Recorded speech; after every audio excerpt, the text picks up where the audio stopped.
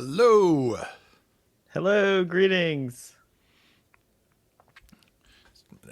So here we are again. Episode 2. We made it to episode 2. We did.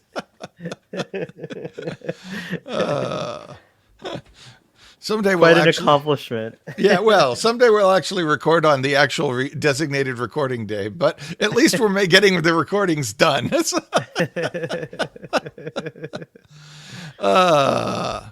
so, this is Rassilon, Omega, and that other guy. And I am the river fruit of Omega. And this is Adric's cooler older brother. All of Adric's older brothers are cooler than Adric. I'm sure lots of fans would say it's a low bar to clear. But oh, look at that. It's got to have the St. John's emblem there. Yes. So yes, this is our show that discusses and dives deep into the time lore of the Time Lords, and there'll be a fair amount of spoilers for the stories we're talking about, and possibly for other stories, as we work our way through the collection of Doctor Who adventures of various media that tie in to the Time Lords and their mythology and technology and whatnot. I thought it might be worth saying that starting this episode out by mentioning the famous quote by, or at least I think it's famous, maybe it's not famous, but the very important quote by Stephen Moffat that says, "You can enjoy all of Doctor Who if you want." And I think you should. I think everything's canonical. Why not just say it all happened? I like that. Yeah. And he made that statement while he was making he was showrunner as well. So I kind of feel like this is the best summary of what is canon in Doctor Who that I have come across. Certainly I haven't heard Chibnall overrule this with anything. So yes, we try for inclusivity of as many different stories as possible. There are, of course, occasional places where things just run up to a wall where it's just really hard to try to headcanon your way around how these two separate things can be folded together. And we will certainly encounter some of those situations as we go.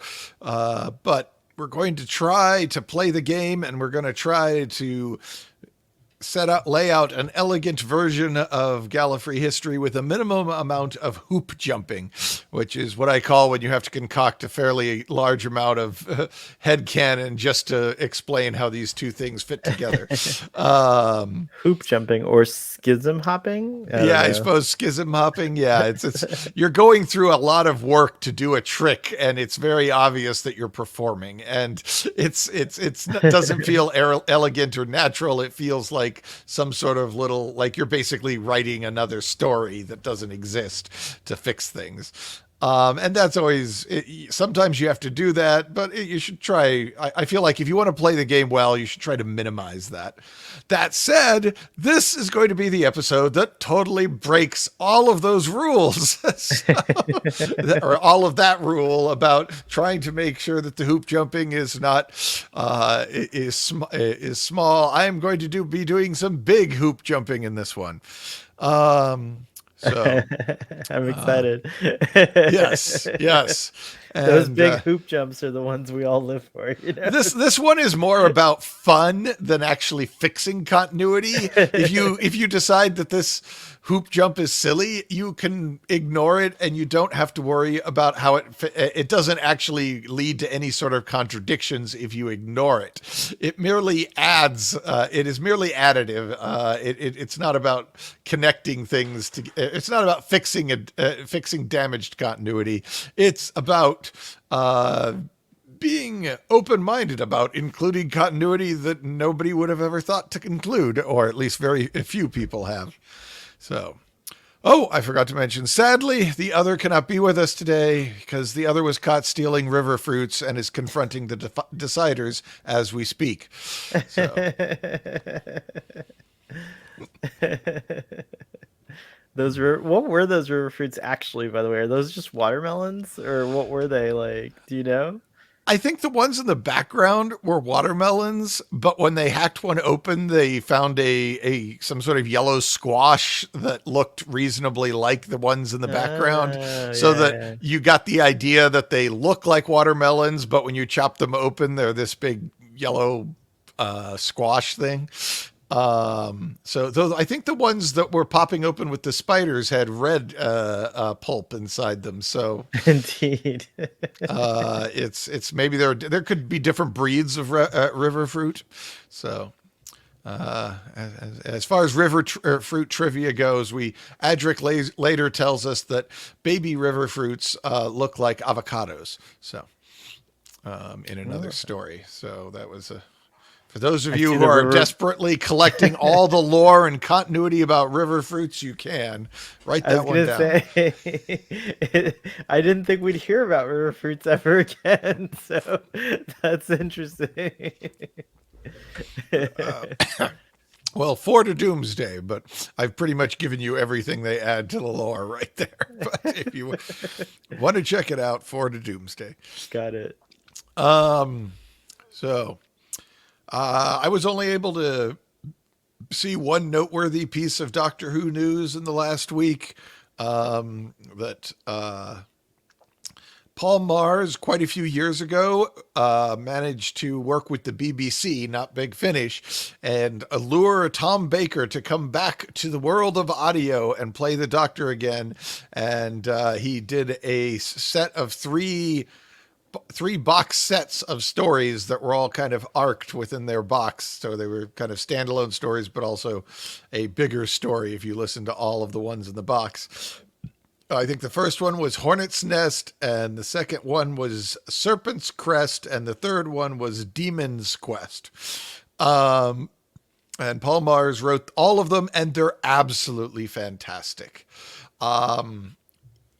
It's weird that I like Paul Mars because he's like clearly somebody who makes fun of people who care about continuity in his stories. But he is simply creates this wonderful, magical, realist Doctor Who writing that and his Tom Baker stories really just feel like you're sitting at a fire and Tom Baker is telling you an adventure, and it's just fantastic, and in a way that is perhaps a step closer to Neil Gaiman than it is to what we usually think of as Doctor Who. And there's certainly a lot of people who don't like Paul Mars because his books almost seem to feel more like some sort of fantasy, and they tend to have a surrealism about them that's more akin to the stories found in Doctor Who annuals than in what we usually expect from Doctor Who television. But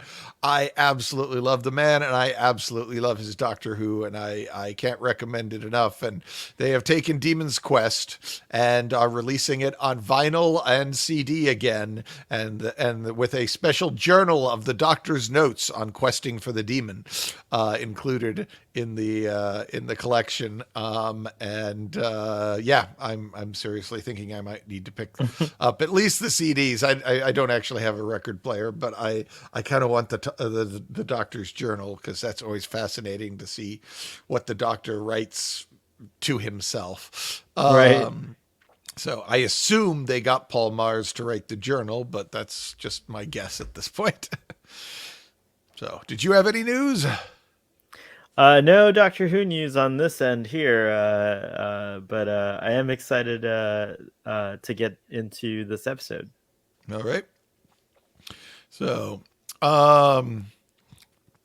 Well, we're looking at Full Circle, made by the BBC, a television story, 4-parter, release as part of season 18, was released in late October and early November of 1980 AD in the Humanian era. So, And this story has some distinction behind the scenes that I feel is can't be ignored in due conscience, despite the fact that it's not really related to Time Lord lore. This story was written by a 17-year-old named Andrew Smith, who had been pitching stories to the BBC for some time and constantly getting notes left, both in the for the writing group and back to him, that he was doing a really good job and these stories were really good and he should keep submitting. And finally, when Christopher H. Biedman became script editor for season 18, he was looking to bring some new blood in and saw all these notes about this Andrew Smith and tracked him down and said, hey, why don't we work together and write a script? And so Andrew wrote a script and Biedman script edited it and we got Full Circle. This is pretty solidly makes the case that this is the first Doctor Who TV story written by a fan. Pretty much every other Doctor Who story was written by a scriptwriter who may like Doctor Who, but they didn't grow up watching Doctor Who. It wasn't like they didn't have Doctor Who posters hanging in their house before they started working on it. And this is kind of a rarity. We don't get a regular set of Doctor Who writers who are fans until the 7th Doctor era. But this is the first time it actually happened. I think it's kind of special. I think he did a really, really good job. Certainly better than I could probably do today, let alone when I was 17. He pitched a lot more stories after this, but the BBC didn't say yes to any of them. He did get to novelize the story. So, which I think you have a better picture of the novelization. There you go. He did get to novelize the story, and the novelization is really good. He really put his heart and soul into this thing. And I definitely think if you love this story, it's worth tracking down this novelization. I can't say that about all of them, but I can say it about this one. Some Doctor Who novelizations are clearly just, how do we convert the script into text as quickly as possible? But this is one of the good ones. It's even got a poem about the Marshmen and Mistfall in there. And expands the lore and backstory of everything quite a bit. And I think he was the guy, I think they got him back to write Mistfall, the sequel audio drama as well. Kept meaning to double check that. And, okay. Let's see. Where is it? Oh, that's what I see. Let's see. Mistfall. Yes. Yep, Andrew Smith. They got him back to write. Look at that. Mistfall. Yes, so he did get to write the sequel audio, which came out in 2015, which I sadly did not have time to listen to before this, but I did manage to find a summary. This weekend, the last few days ended up being way busier than I was expecting. So let's see here. There we are. So yes, interesting that all happened. Obviously, if you watch this thing, it's got owes some stuff to Creature from the Black Lagoon, especially more in design. Yeah, the Marshmen definitely look. That's what it reminded me of, 100%. But that's cool. I like that.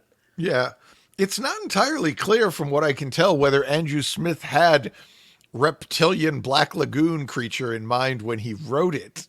Obviously, it's a creature that lives in the marsh and comes up out of it, so it's hard to imagine you're drifting too far from that concept. But he said they were much more alien and monstrous looking than he imagined them to be in the script. Yeah, interesting. Which, given what happens and what we learn about them, and what we learn about the crew of the Starliner, I don't know if crew's the right word for that or not, but given what we learn, it makes a certain amount of sense that he might have been thinking something a little more mammalian when he wrote them. Though clearly they've referenced being able to breathe underwater and stuff, so certainly not directly a mammal. And of course, because Andrew Smith is a big fan of classic Doctor Who, well, it wasn't called classic; it was just Doctor Who then. At the time, yeah. Yeah, he has filled his story with moments that replicate and some of the great hits of Doctor Who, the monsters rising out of the swamp, the deciders and stuff. But rather than just formulaically phoning it in, I feel like this is done by somebody who really loved those moments and wanted a chance to make those moments as good as possible. And from what I understand, coming after all the Douglas Adams, Graham Williams silliness, which I love too, but it was definitely a different type of Doctor Who. This was sort of Andrew Smith trying to get back to what he loved about Doctor Who, the more serious and somewhat scary and disturbing concepts. Oh. I've been talking a lot. Would you be interested in taking a read at the publisher's summary? Oh yeah, I'd be happy to. The TARDIS, actually, it's more of a TARDIS wiki summary with a few modifications. But the TARDIS is trapped in the micro universe of E-space. I loved E-space as a kid. And instead of arriving on Gallifrey, it materializes on the planet Alzarius.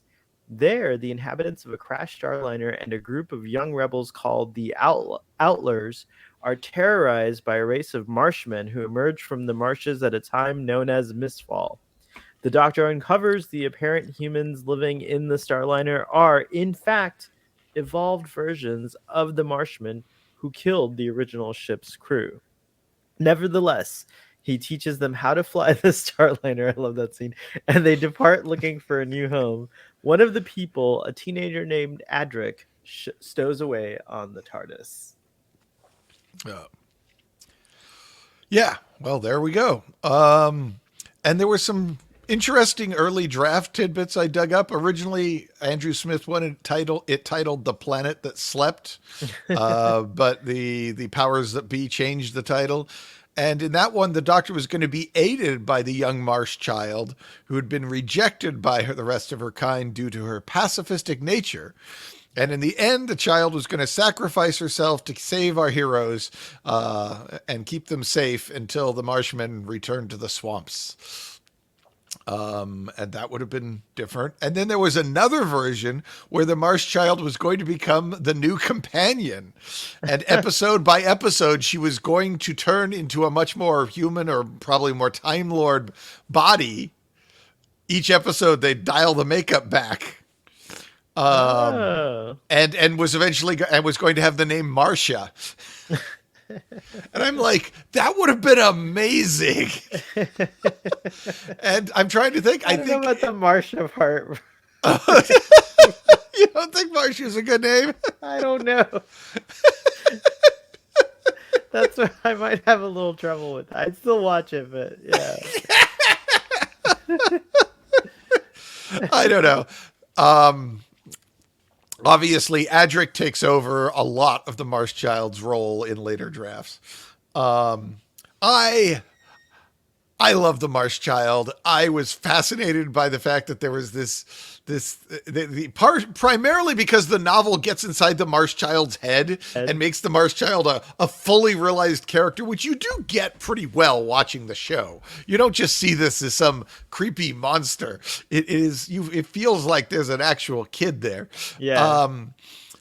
And it's very touching that scene when the Marsh Child is like destroying the lab, but then sees the Doctor on the screen and then like is calmed by the Doctor because the Doctor was the only friendly being. That I had forgotten that Classic Who had these like really touching moments. I don't critique it, but I always note that modern Who is very much in the feels, as the kids say, Brian. Yes. But this episode had a lot of that in the feels formula that I didn't realize. I forgot that Classic Who had a lot of these moments as well. Yes. Well, one of the things Bidmead wanted to do when he took over as script editor with John Nathan Turner was make the show more of a drama and less of a zany comedy sci-fi adventure thing. And part of the drama, so we get some actual drama. And I love the Marsh Child, and I felt so bad when he died that I actually wrote some role-playing game adventures with a Time Lord who had a Marsh Child as a companion and stuff. Oh, So to read that they were actually planning on doing that, I don't know. It makes me feel rather good that there was at least this. I wasn't the only one who saw the potential there. So. right on. That's funny. So.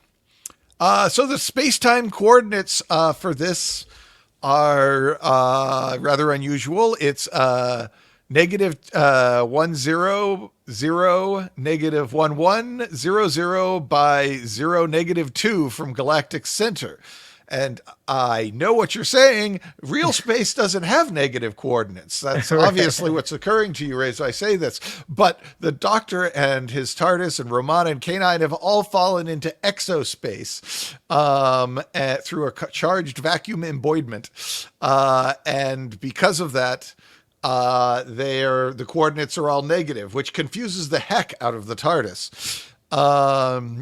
Because it's just not programmed to do negatives. It's like the old Roman numerals or something instead of the Arabic numerals. There's just we don't do negatives here. I read that behind the scenes notes say that there were only 2 galaxies in exospace. It's much smaller than normal space. Interesting. Okay, so it's a bubble. Yeah. It's a bubble universe. Yes. Okay, that makes sense. And the planet Alzarius is one of the planets in that universe, and that is where the TARDIS sets down. The temporal coordinates are likely around 839 years after the Hartnell Doctor appeared on the scene, and which would make it around 1795 AD, possibly, depending on how you try to connect Gallifreyan times to Gallifreyan history to real world or history or Earth history. And this adventure kicks off the start of a few adventures in E-space, right? Yes. We get 2 more television adventures, and there's kind of the implication, especially as you go further in past this, that there must have been more going on between there must have been some more adventures between State of Decay and Warrior's Gate, which Warrior's Gate is the one where they get out of E-space, because Adric keeps referencing a lot of other stuff that he's learned and experienced with the Doctor later, and that seems to be the only real slot you could stick more stories. Mm-hmm. It just doesn't feel like there's a lot of time for other stuff to happen other than between State of Decay, obviously, other than between State of Decay and Warrior's Gate. So, but I'm not sure if there's any expanded universe stories stuck in that gap. Which is a shame, because I'd like to see more of that. There are some expanded universe spin-off stuffs about Romana and K9 in the Exo universe after the Doctor leaves that are out there, that are kind of fan audio things and in a dubious quasi field of whether they're not licensed by the BBC. Let's just put it that way. Right. Oh, you reminded me, by the way. There's a little our little K9 gets his head chopped off, and I love that Romana says he can be repaired. Yes. In fact, we're doing it all the time, or something like that. Well, and if you watch the episodes leading up to this, they do seem to be fixing K9 all the time. Right, it's true. Now, did K9 do something when he was navigating or piloting the TARDIS that made them? I missed that, and I didn't have time to go back and watch. That made them go into E-space, or was it something else? Was it the Time Lords trying to recall the TARDIS, or what? What do you think?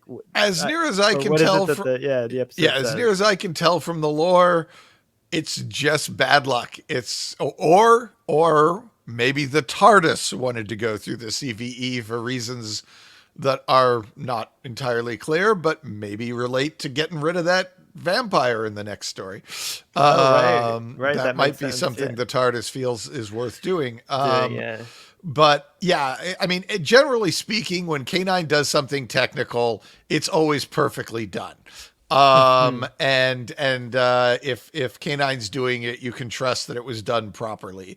That's whereas if it's the doctor's doing it, he cuts corners and stuff. So that's kind of what sets the K9 and the doctor apart. So it's probably pretty safe to say K9 didn't fail his skill check with navigating the TARDIS. That the game was rigged either because the universe Jed said was feeling mean, or because or because the TARDIS was like, no, off to E-space. And maybe the TARDIS was just like feeling bad for Romana and saying, oh no, I can't let you go back to Gallifrey. I mean, it is very true. The Doctor doesn't really seem to give a damn about Romana going back to Gallifrey. She's very much like, I really don't want to do this. Can we run away? Could we be renegade Time Lords? And it's like, no, I'm taking you back. And I was just like, especially given the amount of, like, can you see Matt Smith taking Romana back? Can you see David Tennant taking Romana back if she says, no, please, I don't want to go to that planet? Well, Lala Ward may have been their childhood crushes, so I'm not sure they would take them back. But yeah, she was definitely my childhood crush. Now, were she and Tom Baker still together at this point when they were making this episode? Do you know? Yes, though I understood that during that, especially during this season, there was a lot of friction. Though some of that was just caused more by Adric and the rewriting that put Tom Baker in a bad mood. And then Baker would be bad with everybody. Also, Tom Baker was recovering from an illness They filmed State of Decay before Full Circle, and in State of Decay, Tom Baker got really sick, and they had to, for the first time ever, they had to put curlers in his hair because his hair wasn't even standing up straight. He was like, oh wow. So, and he's the power of Tom Baker was diminishing. yes, and he was recovering, and that was kind of the point of this season 18, was Tom Baker, the Doctor, Romana, and K9 seemed undefeatable in the Graham Williams era, and John Nathan Turner wanted a much more fallible Doctor with much more tension, and like, oh no, this Doctor might not be able to do it. He might not be able to handle this. This is bad. That's why in the first story of the season they ripped the Doctor apart on screen in the tachyon generator on Leisure Hive, just to make him look a little more fallible. And yeah, we're seeing that here too, with K9 getting his head knocked off. Romana gets turned into a monster. The Doctor is unable to save the Marsh Child. It's structurally very much I'm just talking from recency bias because I watched the newer Who so often, so this is a delight actually, because I haven't visited classic Who since I was probably a kid or early adulthood. But I would say that I feel like there was so much of the formula that the New Who relies on right here in this episode based on what you're describing, but also even the Doctor's like big speech that he gives, like it's kind of, that's like such a nice, and of course Tom Baker just chews the scenery. He's so good at it. I like it. I love him. He's just he's so great. Which particular speech?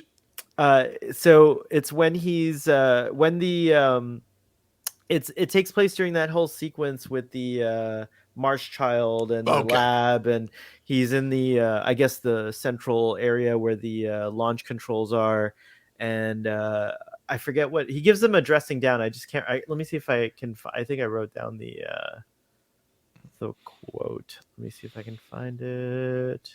Yeah, I can't find it right now, but he says something pretty awesome. Yeah, no, he's very clear that he's going to lay the blame on these deciders who have authorized these experiments that ended up getting 2 people killed. And I think it's good. It's like some of the best Tom Baker we ever get in the show.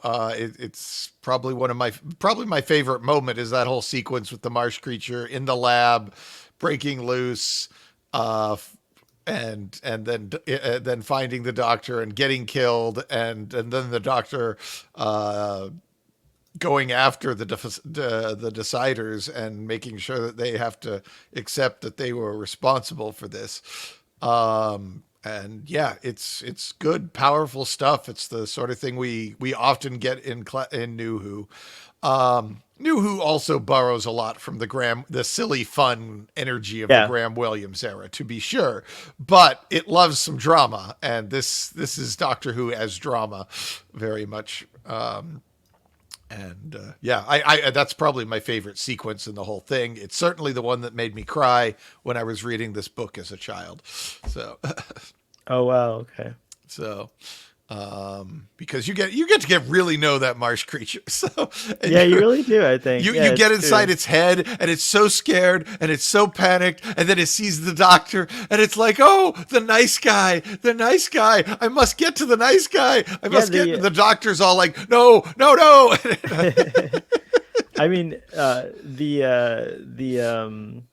they're not called the Azarians. They're actually they thought they were what was the planet they thought they were from? Pterodon. The Pterodonians or whatever. Yeah. Were so awful. It was, yeah, exactly, science without any heart, like That's exactly what I wrote in my notes. Science with no heart. That's what I wrote. It's true. It's true. So, yeah, we do see that the deciders are kind of trapped in this world of protocol and manuals and stuff, which is a classic Doctor Who thing of order versus chaos, and juxtaposing those two forces. It's Doctor Who tends, in my opinion, to be more often about order versus chaos than it is about good versus evil. Right. And in the question of order versus chaos, the antagonist can represent either side. The Doctor sometimes is a source that brings order to chaos, but sometimes the Doctor is somebody who brings chaos to something that is too well ordered. And this is definitely a case of the Doctor bringing chaos to an ordered setup, where things have gotten so well organized that it's going nowhere. That's our best plan. Do nothing. Is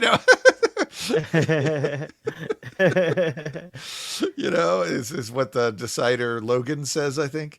There's the society has gotten so ritualized and by the book that it just can't function. It can't adapt to any change. Even changes that are predicted by the books are still overwhelming the system.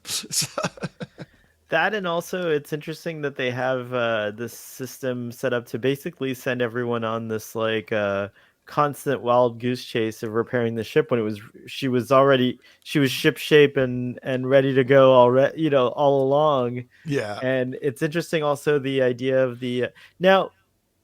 Do you know? It's been a long time since I've seen this, but I did wonder if there were, especially with the character of Logan, were there any do you think there were intentional references to Logan's run with the whole idea of this society that doesn't think that, the whole mist not being safe? Yeah, I hadn't caught that, but that could be, especially if you go back to when this thing was written, Logan's run would have 76.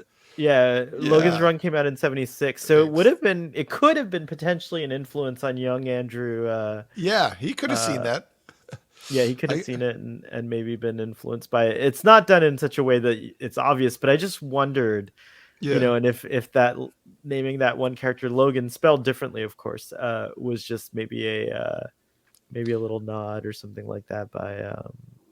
Yeah, I hadn't thought about it, but it would not surprise me if you are dead on that call. That's good. I can't tell you if we're playing the name game that Adric is a anagram of Dirac, the scientist who discovered antimatter. Oh, that's great. Which makes more sense if you know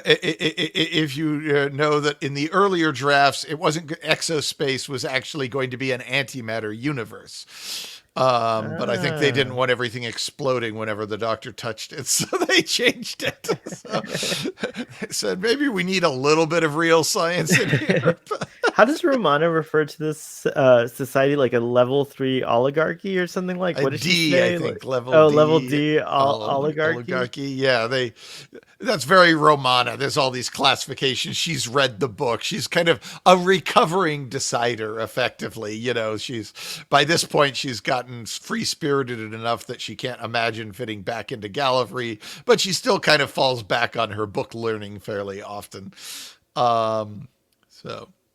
The oligarch, the structure of this community is actually very similar to the Time Lords and Gallifrey. Which is why we're talking about it. yeah. We have these leaders who sit on high and are judged by their academic prowess as judging who's the elite and who's not, and handing out awards for academic prowess. And then we have the commoners who don't know the true secrets of what's going on.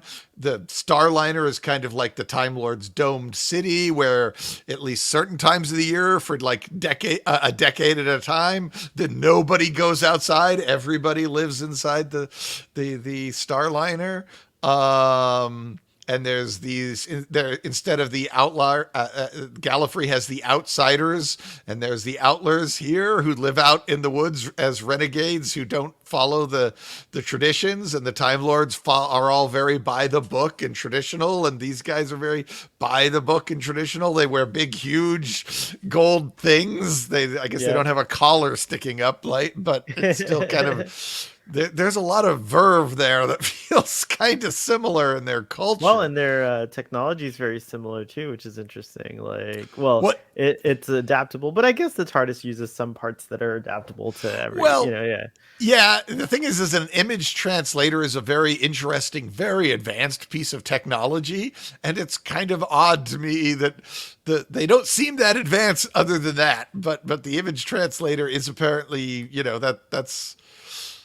that's like, you need a high-end graphics card or something, and exactly. Everything else here seems to be like the 1960s technology, but they happen to have a graphics card that will run the TARDIS, and it's just kind of like. Is the Adric image translator the same one that's still in the TARDIS today, or did it have another overhaul or anything in between there? It's never mentioned again, but by definition, according to the rules of this story, the Doctor would have had to swap it out with a N-space image translator once he got back to N-space. That makes sense. Could still be sitting in a box somewhere.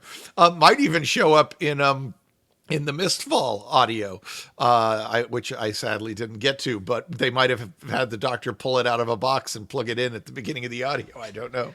I certainly would have included that. So it's interesting that the image translator that was from N-space was showing N-space scenes. So was there a ghost image of the TARDIS sitting on Gallifrey where she was supposed to show up, or how does that? I'll get to that a bit when we get to the TARDIS features. We are there's 2 TARDIS features of the week, but okay, sorry, I may not have read the notes as clearly as that's fine, but we are going to get to that. I just wanted, anything else you wanted to say about the characters? Did you have anything that we haven't talked about Romana much? But yeah, so Romana is one of my favorite characters. I always love her. I think she's a fantastic addition to the TARDIS team. I loved the idea of time ladies. I'm kind of upset that we don't see more time ladies around, but also they've actually written that into the books to help explain why that is. Have they? The looms only what is it, the looms only make one female Gallifreyan for every 9 males. So oh my, the looms are interesting. That's an interesting ratio there, looms. Yeah. Well, Rassilon was a bit misogynistic. We're going to get into that. Not today, but we will get into the misogyny of Rassilon. Headline: The misogyny of Rassilon. Yes. Interesting, very interesting. Well, certainly, she's a fantastic character, and I thought this episode was great at highlighting her, and I thought she was just as exciting as the Doctor. In fact, loved the makeup doing that weird, cool chroma key Oh, effect. I think I have a picture for that one. So, Yeah, yeah. Let me see if I could pull that up for you yeah. here. We got it. Yep. Let's see here.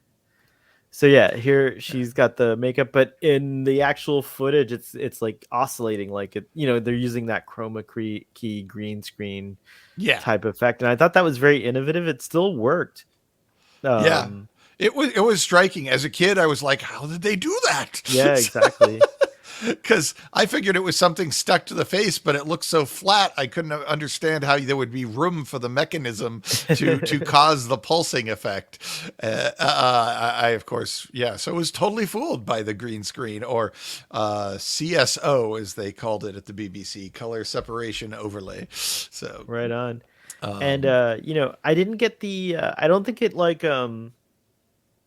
So if she touches you, you do get the same. So how does it work? These marshmen, they infect you, you become a marshman, and then you evolve back into a humanoid, into a human, or how's it like that? That's what I well, wasn't it's clear about. not entirely clear, and from what I understand, the audio Mistfall might have clarified a bit, but apparently there are these spiders that pop out of the during Mistfall that pop out of these plants that gestate in these plants and then pop out fully grown, and the spiders can bite you, and something about the psycho hallucinogen compound can inside there can cause this mutation, and it looks like maybe maybe it turns you into a marsh creature. Maybe I don't know. Yeah, we didn't see the full. Yeah, We didn't see it go to its full effect. Yeah. Yeah. Now they didn't. They kind of put the glowy veins on her and then kind of stopped. They never. There's no effort to make the thing get more and more for her to get more and more mutated. It would have been cool to see like some peeling skin and weird, like stuff like that. But I think we want creepy. I think they wanted creepy, sexy, not creepy, horrific. So. At least with that particular case. Indeed. They had plenty of creepy monsters running around as it is. So please excuse the calculating animal with the tail.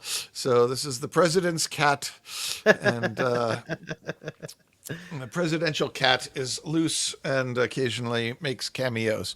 So, let's see. But yes, so would she have turned completely into a marsh creature? Maybe.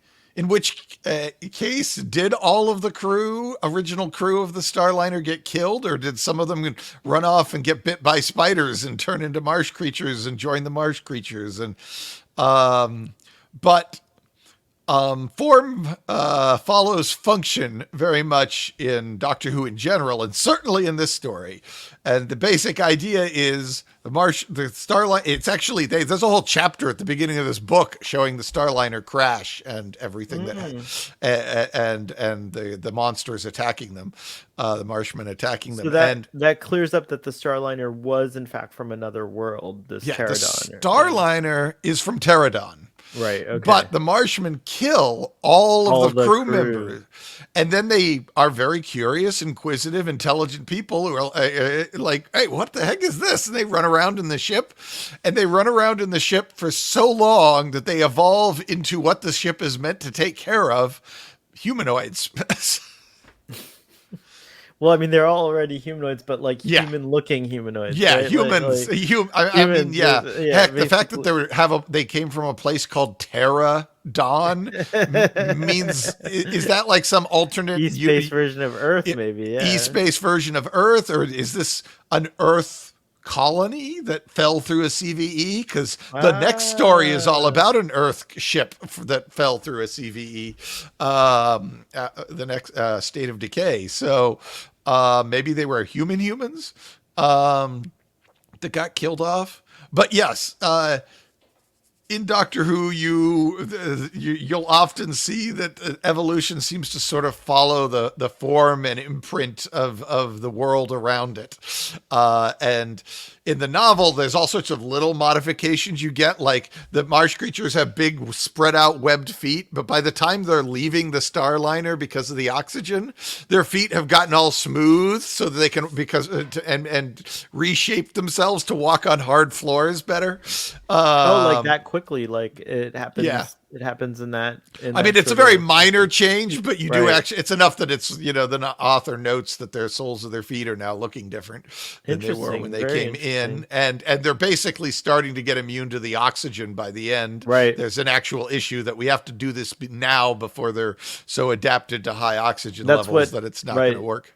Right. I love that scene also when when they're chasing them out and the doctor takes note that they're already adapting, and that one older decider is like, oh, how could those things do that? He's very closed-minded and stuff like that. That was the other cool thing, like the doctor just challenging their mindset the whole time. He kept doing that, and I like that. But their mindset of this, like, other is bad, and like, which we see, I like that we're learning about that, like, and there are things like where on first glance you think they're just like kind of monsters, but you do see that they're very intelligent, like how they're they trap the TARDIS crew, basically, and with the eggs, and they back away and they know what's going on. There's like a lot of interesting things that are there. I mean, they're very instinctual, but you definitely see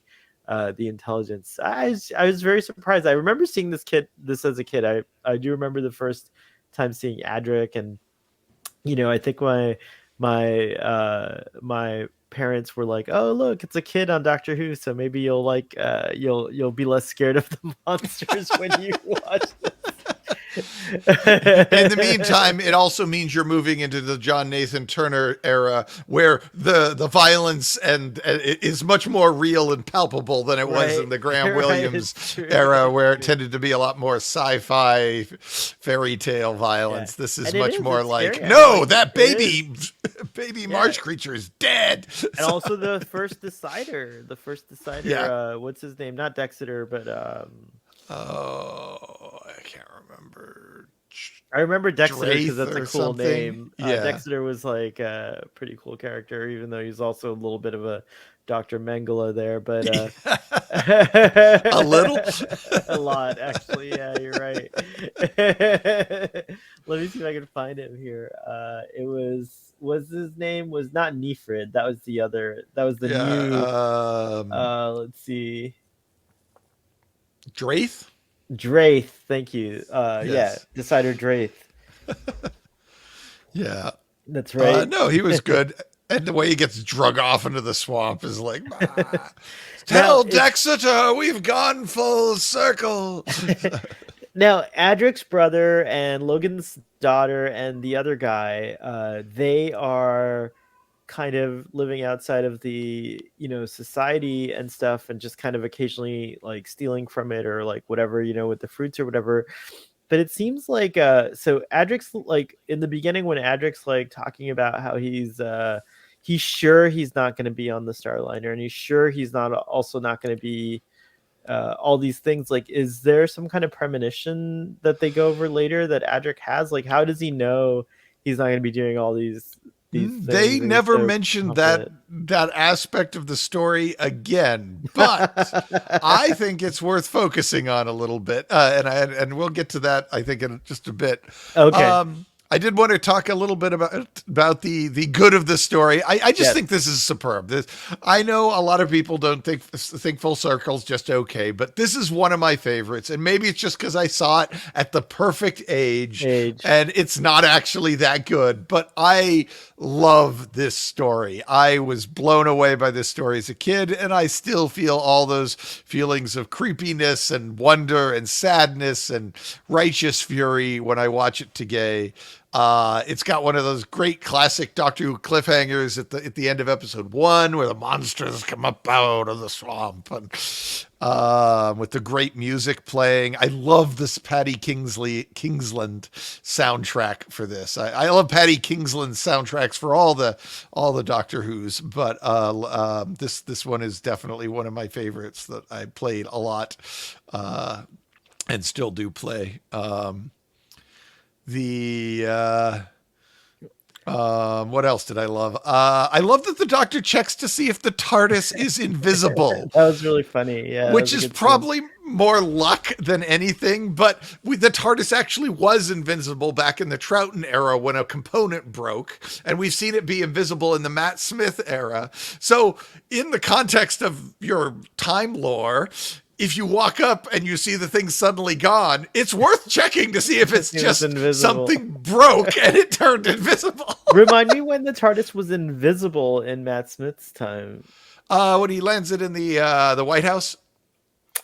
You're right. Oh, I totally forgot about that. That's right. Yeah. As a cloaking device. That's crazy. I think he just unplugged the circuit that went wrong in Invasion, actually. But we might even get to cover those in the TARDIS feature someday. But I think Tom Baker was just clowning around and it wasn't even in the script. But I love that it's actually, it fits so well with the continuity, like they actually knew what they were doing. And I love that. It's interesting about the short hops too, that there's you're right about this episode being pretty superb. There's a lot of good stuff in it, but like he talks about the short hops, how like TARDIS doesn't usually do short hops. Like it's interesting that the other kids are able to like control the TARDIS, even like that.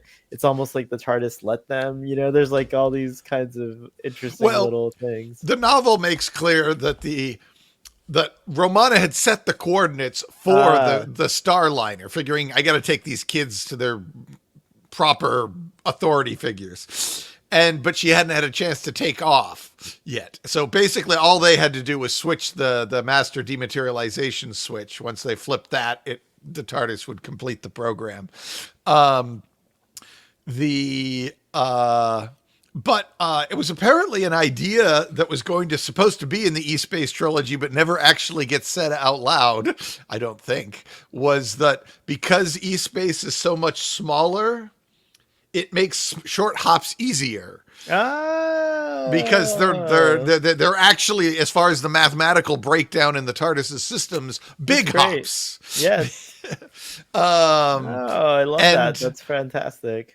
Now, that said, we get Legopolis, which happens shortly after they escape from E-Space, and the Doctor actually addresses the short hop thing, saying, the TARDIS is getting much better at these short hops. And then he does a hop from one side of the road to the other. So it kind of makes it indicate that it had nothing to do with E-Space. So I don't know if you want but if this behind-the-scenes continuity should be held. The E-Space helped the TARDIS to like create a different set of fractals calculations, I should say, that allowed it to make those short hops easier in end space. That's what maybe it learned a bit. Practice makes perfect.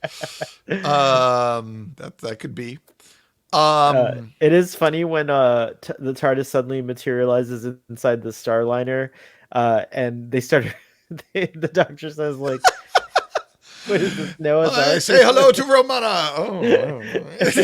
And then these others keep coming out. I like how he gives one of them a real hard look, and if you want, you can read, like double checking that it's not her, and you can read that as, wait, did Romana regenerate into that guy?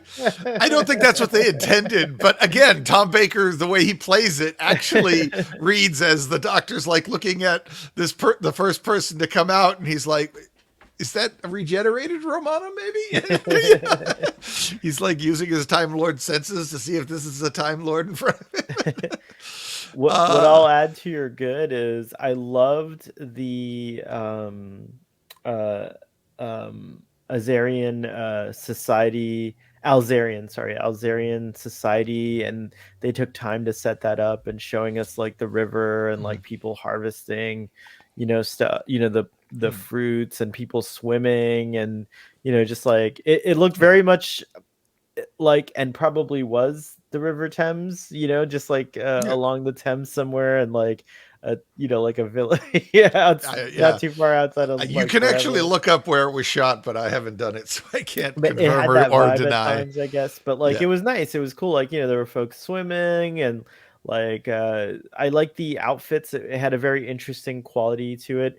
And I just want to point out that I think I told you this offline, Brian, but the series the new series, Star Wars series, Andor, the lead character comes from a planet that reminded me of like of these guys, even Oh down to yeah, like no.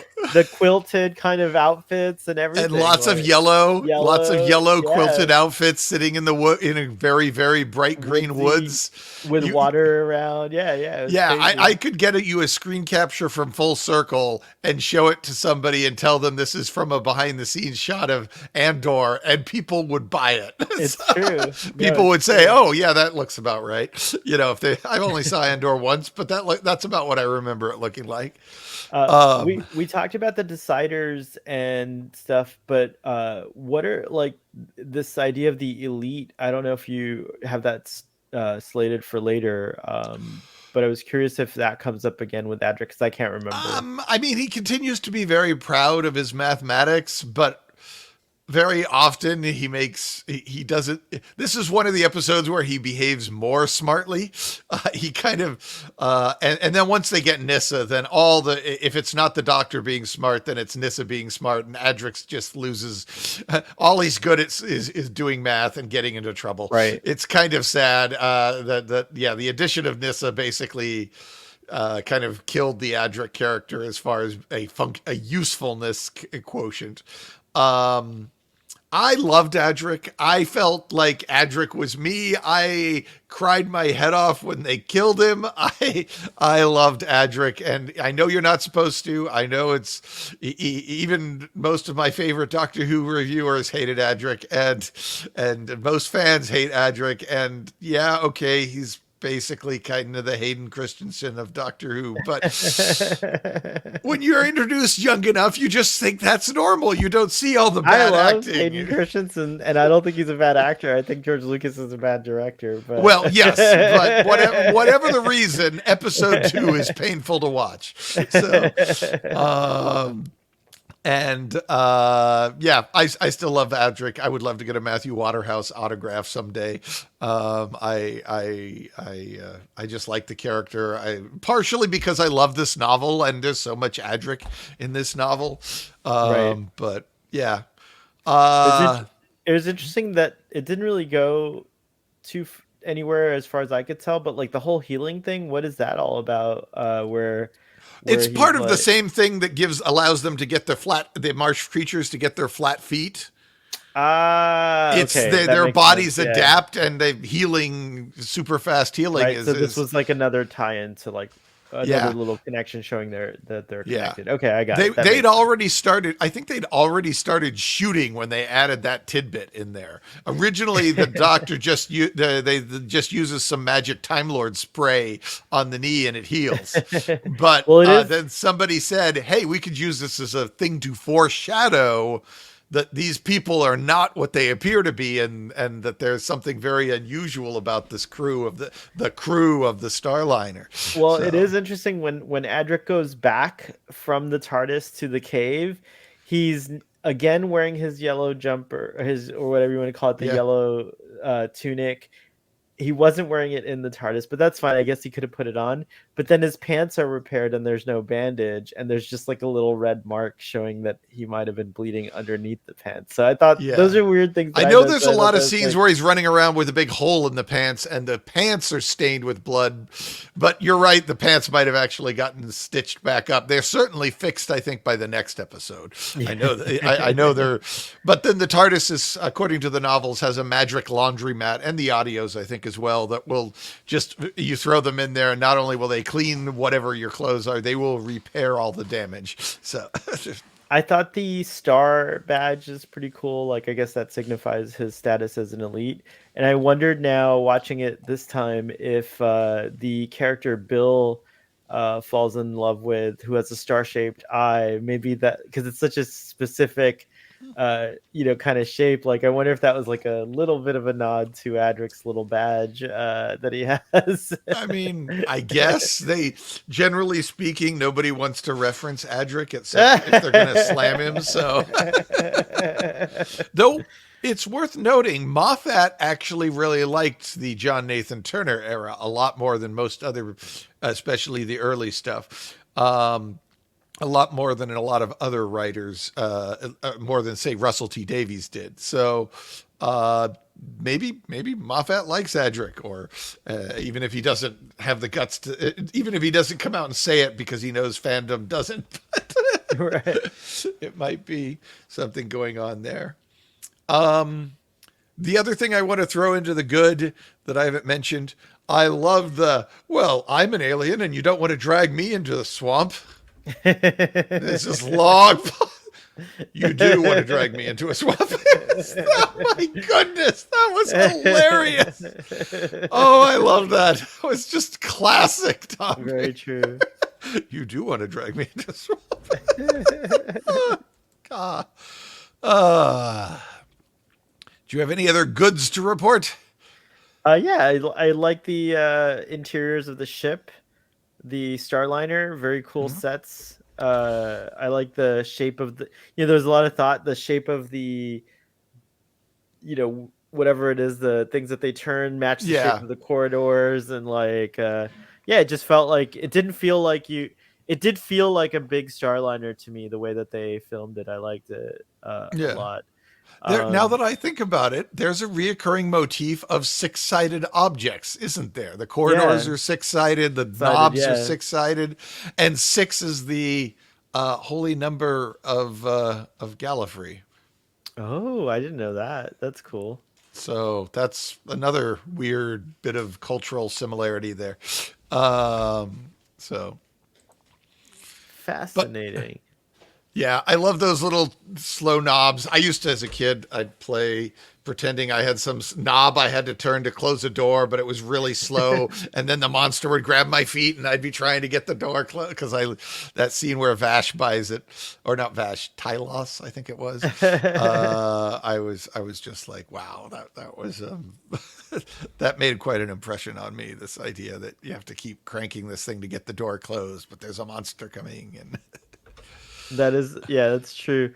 No, and again, like you said, like this pretty good debut. I mean, do we see Adric's brother ever again? No. Do we ever see these people again? They go off, I guess.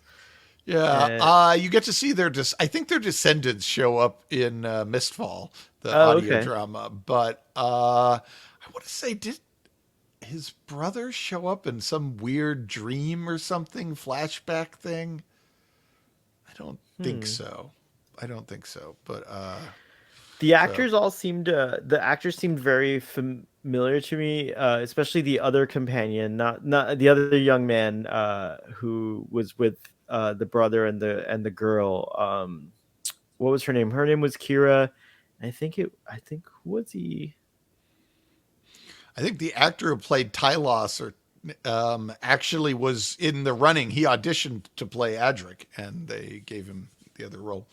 So, I guess I'm trying to think, but he looks so familiar to me. Like, I've seen him in, I don't know, either the movie Love Actually or something like that. Let me just pull him up here. Could be. Let's see. I've got the About Time entry. They talk a little bit about where you might have seen these actors. Let's see, Jordan Baker and James both. I think it only talks about two of the deciders. One of them played Tiberius. One of the deciders played Tiberius in I, Claudius. And then James Bree, the replacement head decider. I guess I'm talking about like one of the Adric's like crew. Yeah, but I don't have any notes on them. But I just looked and I don't see any of that. Most of them don't even have a photo in IMDb, so it's like they're likely not. It's just they look. It's just me thinking English people look the same. Sorry, English people. The guy who takes over as head decider after after what's his name dies, gets pulled into a swamp. Oh, yeah. He's played in a bunch of different Doctor Who roles. Nefrid. Notably, he's got a huge turn in the War Games, playing the suspicious warlord who thinks that the Time Lord War Chief is trying to betray them, and he's very good. He's like, every time I saw him, evil. Oh wait, not. Oh yeah, he's been in 11 episodes of Doctor Who. That's amazing. Yeah, well, a lot of those were probably right. War Games, because that was a long one. It's War Games, this, and then the Trial of the Time Lord. So yeah, only 3 episodes, but 3 actual stories. Yeah. So, shall we move on to the bad? Yes. All right. The TARDIS mass that Romana quotes makes no sense. Absolutely none. She says the TARDIS weighs 5 million kilograms, or about a little over 10 million pounds, or which is also 5,000 tons, or 20 747s stacked up. And this is not the mass of the interior, where, like, okay, maybe that makes sense. The TARDIS is really big on the inside. No, she's talking about the mass of the exterior. If this was the case, it would have a tendency to sink a bit into the dirt everywhere it landed, probably like a foot or more, and would fall straight through the floor of any building if you put it on it. Just would punch right through floors. And basically even solid rock would probably crack. and it would, I mean, yeah, that much weight under something that's a little over a square meter. Yeah, there's just no way to make any sense about this unless you assume she's talking about the interior mass. But the entire conversation is based around the exterior mass. So we just really have to sigh and look the other way. I love collecting TARDIS tidbits of TARDIS knowledge, but this one should be really useful, and it's not. Right. Because it's just so clearly wrong. So that I didn't like, because I love to collect tidbits of knowledge about the TARDIS, and that tidbit is just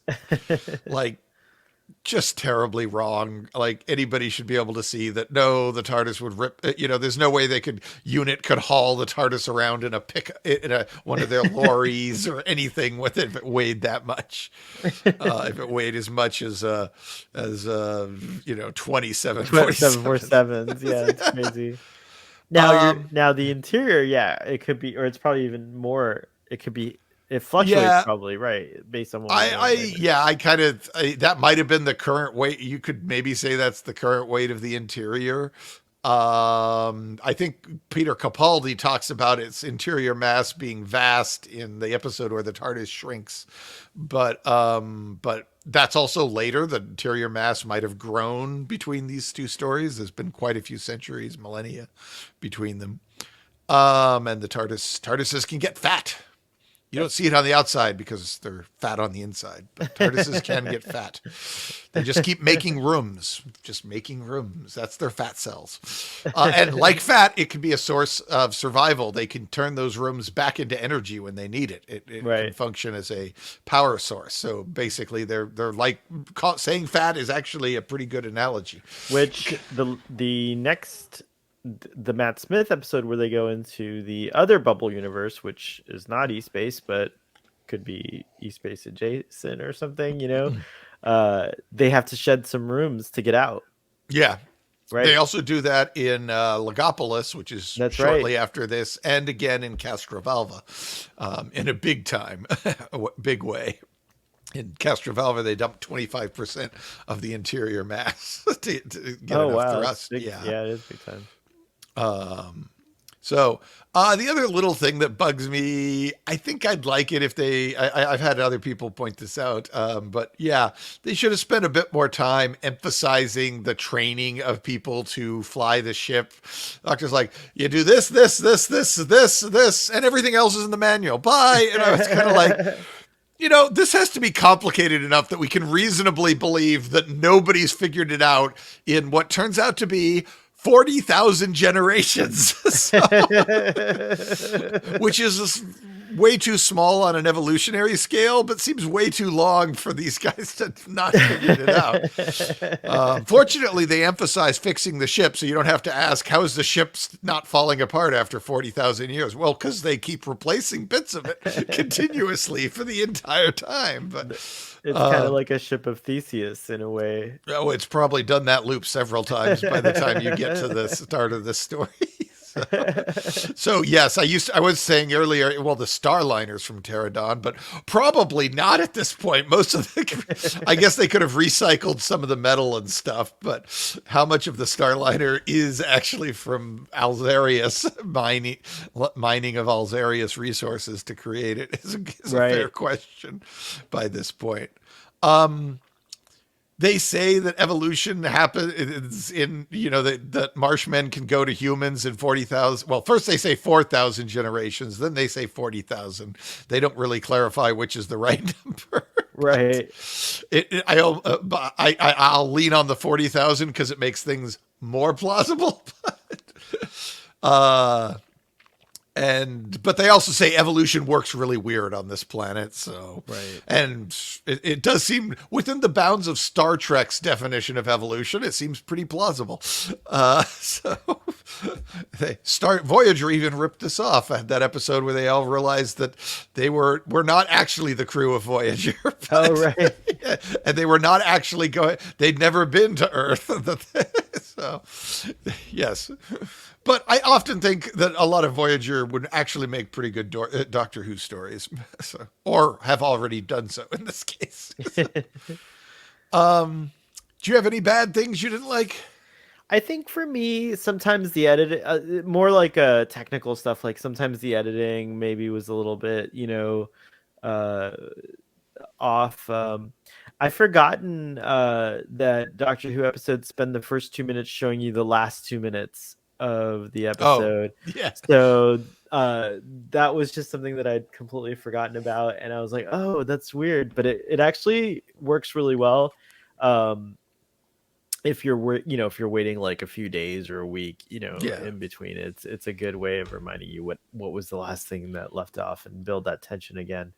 I mean, obviously they were originally shown once a week, so you had to wait a week. So you waited a week, so that's fine. That being said, if services like BritBox could maybe do a skip recap. Oh, yeah. No, that would actually be pretty nice for BritBox. Yeah. I can totally see how that should be a feature. And it's pretty much solidly, I noticed it's like 2 minutes. It's always just 2 minutes. So it can vary. Like, this episode is underrunning, so we're going to put a huge recap. I see. And sometimes it'll be, oh no, this episode is overrunning. We're going to cut the recap as much as possible.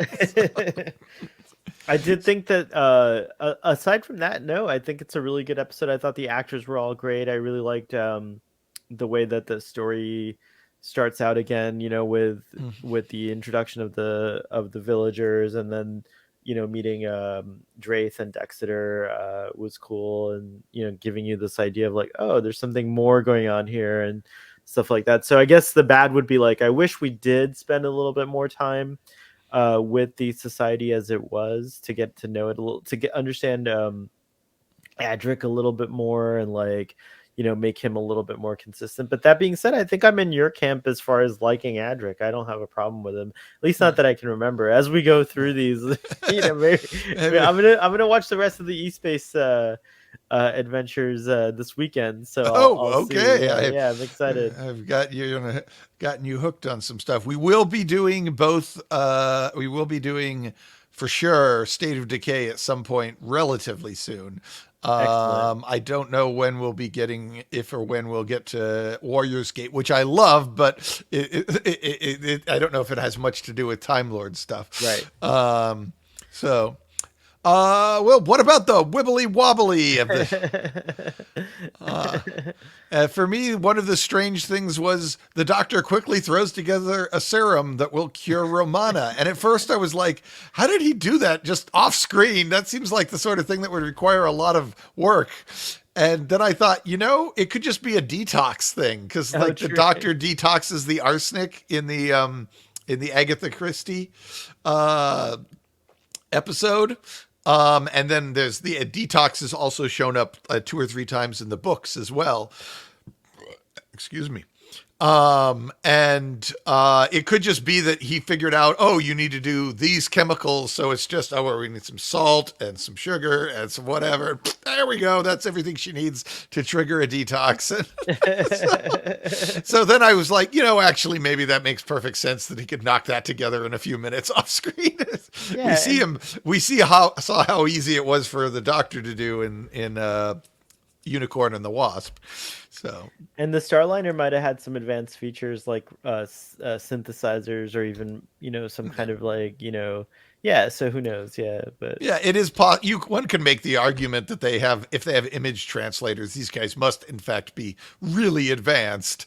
Or at one least asks, I guess they still haven't figured out how to fix the teleporter on the ship. Then, right. Where's the teleporter? But if they're that advanced. The other thing I thought is and you sort of touched on this, is the TARDIS lock broken? People just keep wandering in all the time. All the time. Adric just wanders in while the doors are closed, and then the Adric's friends, his little street gang, wandered in, or jungle gang wander in. And it's just kind of like and the Doctor pulls the TARDIS apart trying to figure out what's wrong with the image translator. So you could say he disconnected the locking mechanism while he was trying to figure it out. And even though Romana looked like she put it all back together again, maybe she didn't get around to fixing the lock mechanism before spider time. So that's a possibility. It felt weird to me that a fan, Andrew Smith, such a hardened Doctor Who fan, didn't seem to be aware that there's the TARDIS door locks automatically when you close it, and you just need a key to get it open. But I don't think the story would have happened without this feature. So maybe somebody just said, "Screw it, we're gonna have the TARDIS lock not working." I think for me, the wibbly wobbly things in this episode that were cool were, again, just tying it into my most recent exposure to these bubble universes, which was the Doctor's wife. And so I liked seeing the inspiration for that in a way, perhaps just like the idea of going into another universe. Now, it's interesting that the TARDIS, that one circuit didn't work in E-space, but I would have liked to have seen more of the TARDIS acting weird in E-space, kind of like what happens in Pete's world, when the TARDIS goes in over there, like how the power is not compatible or something like that. Well, this raises the question, how can the TARDIS keep working? If it didn't work in Pete's world, why doesn't it work here? How does it keep working here? Well, yeah, and my head explanation, or my little explanation, is that because of the fact that the TARDIS was somehow able to see Gallifrey, means it was still connected somehow to the eye. So that's the only thing I could think of, because there was some kind of weird timey-wimey, wibbly wobbly thing going on, or mechanics. That's up to you, you TARDIS lore freaks. I suppose the way the TARDIS picks up generally operates on broadcast power from Gallifrey, in the classic series at least, and it that power is broadcast through the vortex in the form of Artron energy. And maybe the CVE, obviously the CVE, charged vacuum emboidment, creates a hole in the vortex, because that's where the TARDIS was when it fell through. Right. It was in flight. So maybe that hole is just like a drain hole, the Artron energy that's getting pumped out. Some of it is always leaking through the CVE. It does raise the question of, well, then couldn't you, is there any way to, for the Doctor to track the signature back? However, when we get to Warrior's Gate, they do talk about how we've tried all these different tricks and none of them worked. And one of them might have been tracking the energy back, but maybe it disperses and they can just kind of creates it's like finding out where the gas is leaking into a room that's filled with gas. It's like, Right. The gas is definitely here. There's got to be a leak, but it instantly fills the room. And so we don't get a spot where it's gushing in can't really find right crack. Maybe. So that would be my off the cuff headcanon. I don't know if I've ever actually tried to tackle this problem before today, but that's my story for today at least. So I like it. So what was that? Some sort of weird fracture in the space-time continuum? Yes, we appear to have gone through a CPE. That would explain Wait, did I get that right? The CPE? CVE. CVE. I think is what you were going for. The CVE. That's what I was going for, Doctor. Oh, good grief. Well, whatever it is, it changed my clothes. My Hawaiian shirt has vanished. So now I'm wearing a Weeping Angel shirt. So that's weird. It's like a regeneration, only my face didn't change. But back in the old days, regeneration regenerated your clothes too. Indeed. Like Tom Baker, who was wearing knee-high boots, Buccaneer boots, when he died, and then when Peter Davison sits up, he's got a little leather shoes on that don't even cover his ankles.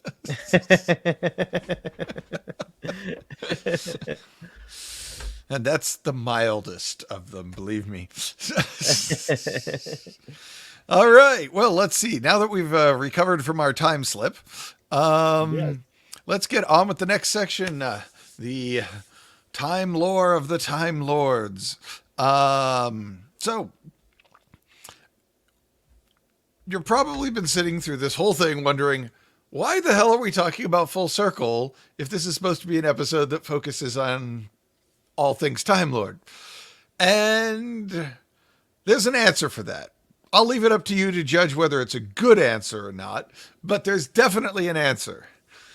So we know that the TARDIS flies through the CVE and thinks it's going to Gallifrey. And it's going to Gallifrey's coordinates. They even read them out, as I recall. And it makes it there. But the coordinates are actually the negatives rather than the positives. Everything has been flipped. So it's kind of like the Doctor Who upside down. Yeah. Now, I see where you're going. But if you sit and think about this for a moment, the TARDIS lands on Gallifrey, and when they open the scanner, it shows, or the TARDIS lands on Alzarius, and when they open the scanner, it shows a picture of Gallifrey's outer surface. However, that means it's sitting on the surface of Gallifrey, which means that there's a planet that is located at the exact same coordinates as Gallifrey, which pretty much means it's got to be orbiting a star with the same length of year.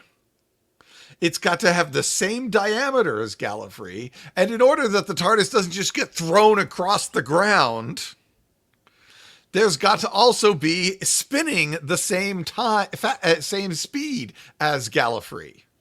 And if the orbit is the same if the length of a year is the same duration, then that means that the star that it's orbiting has to have the same mass as Gallifrey, or as Gallifrey's star. So, in order for Castabris. Well, that's the constellation, but yeah, I guess maybe that's a star. Yes. So, in order for what we see to happen, that means that not only are the coordinates inverted, but there is an upside down Gallifrey star with an upside down Gallifrey planet named Alzarius that is massively bigger than Earth, as seen in, let's see, what was it? End of Time. Right. But has the same gravity and spin rate as Gallifrey, which is approximately the same as Earth, as I recall. I mean, humans visit Gallifrey and they don't suddenly find themselves going, I can't walk or anything. So, and I think the novels even flat out say that the length of the day and the gravitational field is the same as Earth, which means Gallifrey's a heck of a lot less dense than the Earth. So it's the opposite of the TARDIS. It's a planet made of styrofoam. Well, I don't know if it has to be that undense, but like it might be the planet with a density of water or something. Something like that, yeah. I don't know. I crunched the numbers once, but I don't remember what I got. So, and we know that the planet is currently being pulled out of its orbit because every 50 years or so, the orbit gets perturbed by another planet nearby in the Alzarius star system. Which and yet there's no velocity weirdness when the TARDIS lands. So that must mean the same thing happens to Gallifrey. So and does it? Is there something like that we know of? Not that we know of. Okay. But it has, if you think about this from any scientific point of view, it probably is happening. These things are probably all true given the data points we've been given, and they haven't been contradicted. Right. So with all these other similarities to Gallifrey, that this place starts looking more like the Upside Down from Stranger Things, where everything's kind of duplicated in a different way that's all organically connected hive mind. It starts sounding a lot like the Upside Down the more I think about it. But anyway, and space is green instead of black. But is that what other similarities are there? Now that have these kind of pretty much very strongly implicit similarities, I started thinking, what other similarities are there? And I was like, okay. So what do we know about Gallifrey? It's the third planet from its primary star. Depending on the season, Gallifrey can appear to be brown and green, be a brown and green planet, as seen in the 96 TV movie. We know it's got a diameter of about 3 times Earth from, at least 3 times Earth from, from the end of time. But the gravity, orbital radius, pressure, temperature, and oxygen levels are all the same as Earth. And Gallifrey has the same orbit size, rate of spin as Alzarius. So I kind of end up coming to the strong hunch that when we look at Alzarius, we are looking at primordial what primordial Gallifrey might have looked like. Yeah. And you're like, well, Gallifrey's all these wastelands of gravel and rock and snow and grass and not all these lush jungly tree things. But the Faction Paradox books revealed, I think Book of the War specifically, that almost the entire ecosystem of Gallifrey collapsed and was destroyed by the Time Lords back billions of years or millions of years ago. And that the planet was much greener and wetter. And generally colder too, from what I understand. Right. Or maybe not colder. I might be wrong on that part. But anyway, so it could have looked like that. So let's talk a little bit about Gallifrey. What we know about Gallifrey has 2 large moons. One of them is called Panzithi Gallifreya. Orbits Gallifrey every 27 days, and was known as the Virgin Moon goddess in ancient times. And the moon has a large supply of tarium, which is a temporally active mineral that's very, very rare. and was mined during the dark times for early temporal experiments. The other moon appears to be a sort of a heliotrope colored, and they're much closer to Gallifrey than Earth's moons are, so we can expect that Gallifrey has much worse tides. We don't see any signs of bad tides in this story, but we don't know how close to the coast the Starliner is located. And if you look, when they're doing their jungle scenes in Full Circle, they have all these different colored lights, especially red, that they shine on people. Even though what we're seeing mostly of the sunlight looks pretty traditionally yellow sun. Right. However, Gallifrey's sky is often filled with different colored lights, according to the novels. It's some sort of atmospheric phenomenon that will create these multicolored lights shining down in different places. So that could, if there was something similar happening on Alzarius, that could explain why sometimes the lighting turns blue or red, as well as the more traditional whitish yellow sunshine that we expect, that we see in most of the shots. And you might say, well, wait a minute, Gallifrey has an orange sky, and Alzarius seems to have a fairly light colored gray. There's not really much hint of orange. But Gallifrey's orange sky is a side effect of the transduction barrier that was created by Rassilon. If there's no transduction barrier, Gallifrey's sky would no longer be orange. So, and we've actually seen occasional shots of showing Gallifrey's sky to look fairly blue. So I'm kind of like, okay, that kind of checks out. There's nothing really contradicting the ideas, and maybe even a little bit of support with the colored lights. So I'm thinking, and this is just headcanon of mine, and probably some other people. Headcanon alert. Yeah, headcanon alert. That by studying Alzarius, we can get a rough idea of what primeval Gallifrey might have been like. Very cool. And so that's the big theory, and that's why we're looking at this episode at this particular juncture, is because I feel like if you want to know what early Gallifrey was like, this is probably the best look we have. There's also a comic book that gives us a little bit of a view of things, which I think we'll probably be covering that comic book in the coming weeks. And we know there's another planet whose orbit is not all that far away from Gallifrey's, called Karn. Because Karn, the Sisterhood of Karn, duh. Yes, that's right. The planet Karn has what's clearly a Type G environment, as the Time Lords say, G for Gallifrey. But a relatively normal atmosphere and heat and stuff. And rain and all of that. And so it has to be in the same Goldilocks zone relative to the sun that Gallifrey is, which means they're going to pass kind of close to each other, closer than the Earth and Mars ever passed, that's for sure. So that could be the planet causing a Gallifreyan mistfall, maybe? I see. So, and we talked about the moon having Therium, and other things. The planet has lots of what's something known as Gallifreyan zinc, which is the strongest metal one of the strongest metals in the universe. Oh, so it's like what's that? Vibranium, perhaps, or I guess, yeah. Gallifrey. Though at least with vibranium, they at least had the decency to make up a new name, to not just stick the word Gallifreyan in front of a known quantity like zinc. They have madronite, is fairly common. And they had, more importantly, Zyton ore, which is an ore that Zyton ore is used for transferring and manipulating Artron energy into different forms. And Artron energy is just psychic energy. So they got psychic rocks, psychic crystals, ore with psychic crystals in it.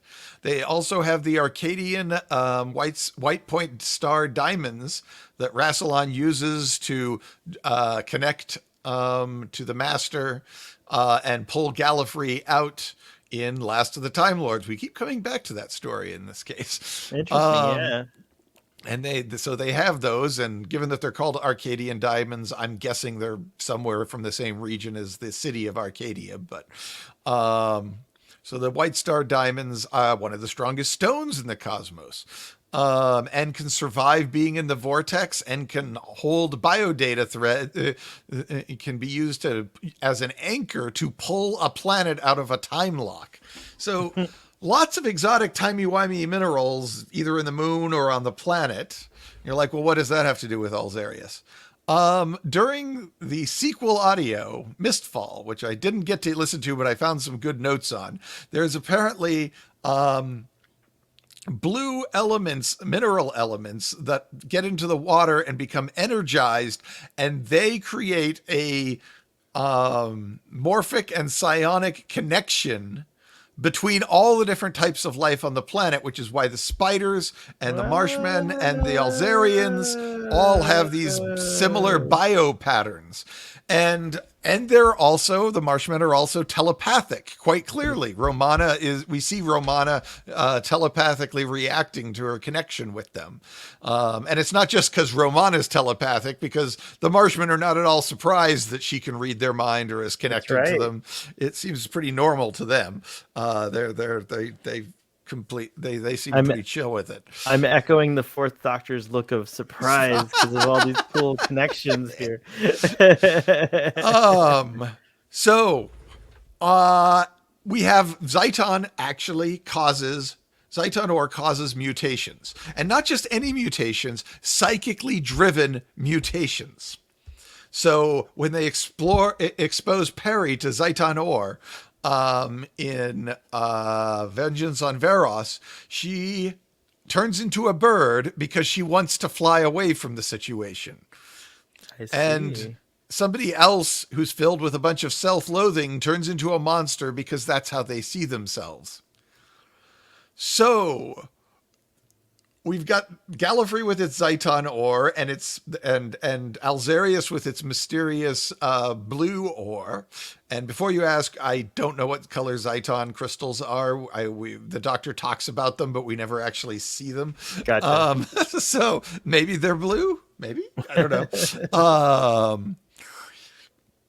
So yeah, all these little connections. Now, and the Marshmen do look like Omega. I suppose a little, which, I mean, if for some reason Omega modeled his mask, the metal mask he wears in Three Doctors, after the pre-Neanderthal Gallifreyans. Yeah. And you're like, but the Marshmen are reptiles. How could they possibly have turned into Gallifreyans? Well, they turned into Pterodonians just fine. Yeah, it's true. That's also true. The Doctor says that his people did not evolve from anything embarrassing like apes. So there were it would also explain regeneration a little bit if they're able to do it slowly, where they can transform from one species. Sorry, carry on. Yeah, no, you're not wrong. Gallifreyans heal very quickly. Yeah. Relative to humans. Apparently teenagers feel, and teenage Alzarians heal blindingly fast, and like adults apparently take a whole day to heal a nasty gouge on the knee. But that seems to be about in par with some of the healing things we see the Doctor do, where he gets wounded and then 24 hours later he's fine. He's fine, right. So, yeah, kind of, again, another connection between the Marshmen and the Gallifreyans. We know the Marshmen can turn into mammalian lifespan organisms in 40,000 generations, which is nothing on an evolutionary chain. They apparently mutate or very quickly. So, let's talk about something else that happened, or something else about Gallifrey. We know on Gallifrey, between the mountains of Solace and Solitude, there's a valley, and the valley has the Untempered Schism, which is this gap in reality that looks directly into the raw power of the entire astral vortex and all of history. Well, at this point, in early Gallifrey, there wouldn't have been a history to look at, but there still would have been an astral vortex. And we also know on Gallifrey, according to the novels, there's something called the crevasse of memories that will be, which is a giant fissure in the ground where which connects to some something, and the mists and smoke that comes out of that fissure can induce prophecies of the future and visions of the future, which we also see happening at Pompeii. That's right. Yes, in what was that episode? Fires of Pompeii. Fires of Pompeii, right? Yes, yes.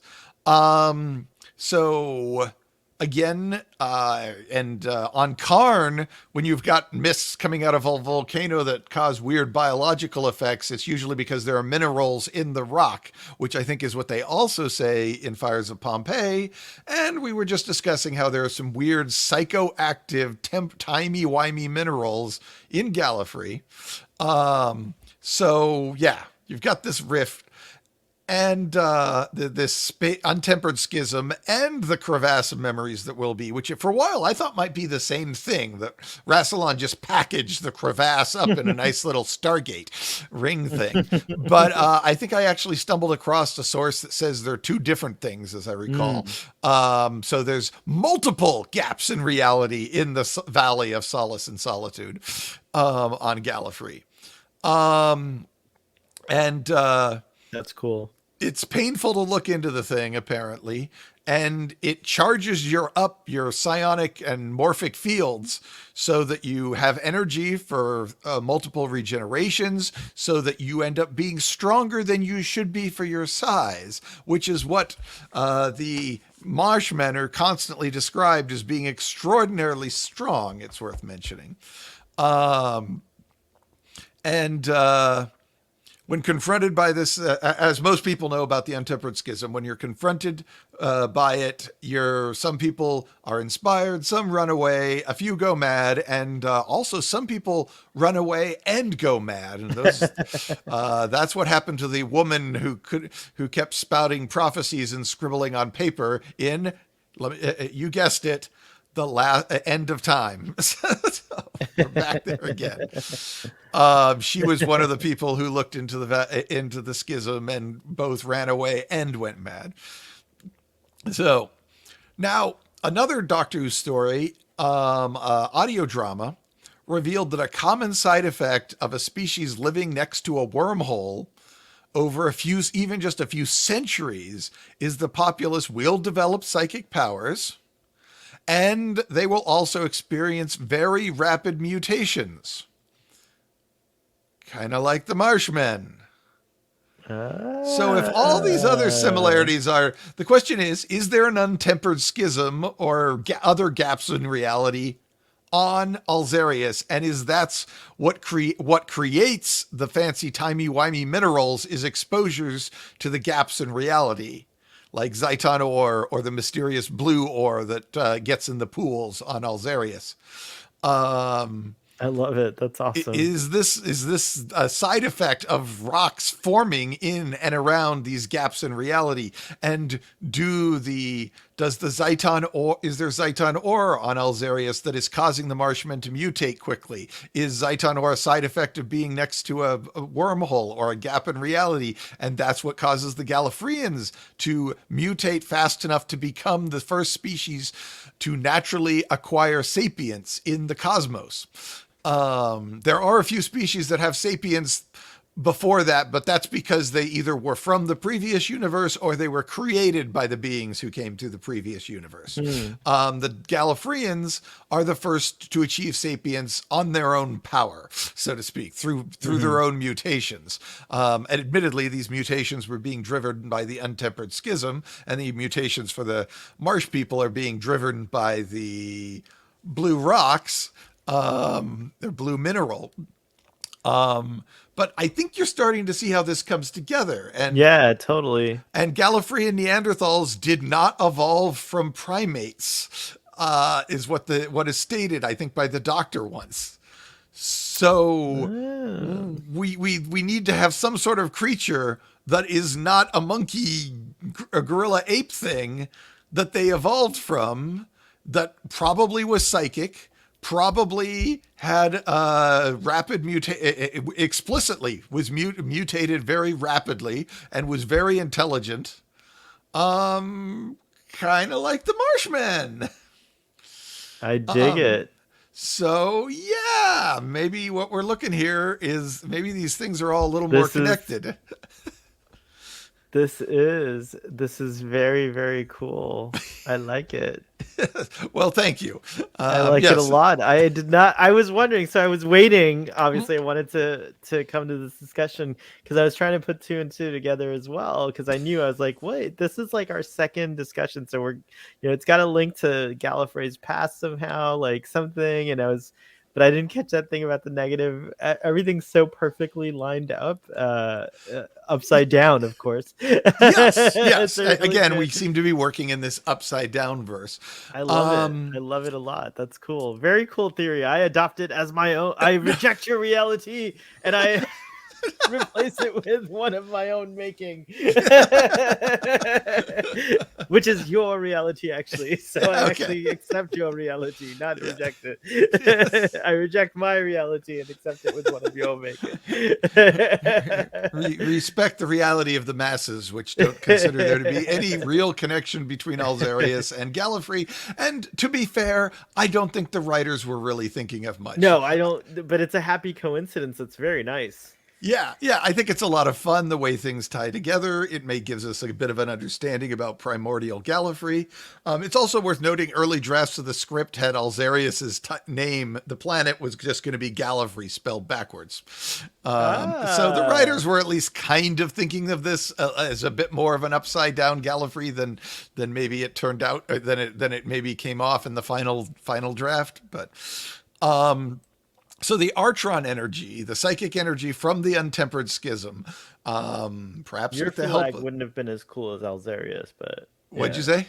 Ylpharat or your Philag would not have been as cool as Alzarius. I think that was their decision as well.